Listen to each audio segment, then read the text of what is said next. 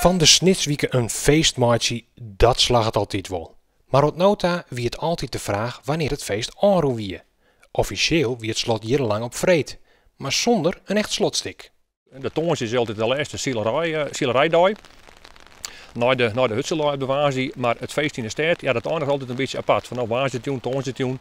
Dus vorig jaar hebben we bedacht van nou, laten we nou een mooie punt zetten achter de Snitswieke. Want hij begint heel mooi met de opening, met de flootschouw. En hebben ze van nou, laten we nou inderdaad de Snitswieke mooi eindigen.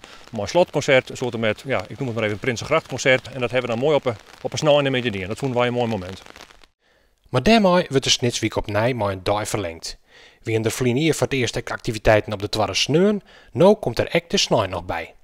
Dochs is de verwachting net dat er nog meer mensen naar de stad komen zullen. Het is wel zo dat het een semi-klassiek concert is, dus het is wel een heel andere doelgroep dan ja, de feestmuziek die eigenlijk de rest van de week in de binnenstad van Snits te vinden is.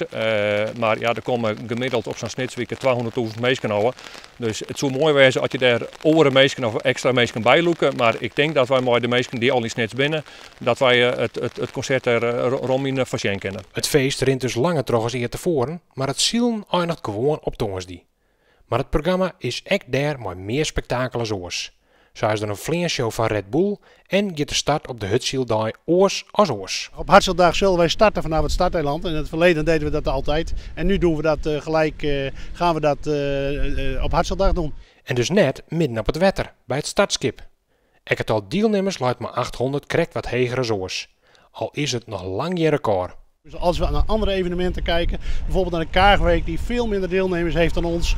Wij hebben gewoon een goede bezetting op onze evenementen. En ja, als je 800 deelnemers hebt, het grootste evenement op binnenwater. Ja, wat wil je daar nog meer? Dan ben je gewoon heel blij daarmee. Alles in Snits is er klaar voor.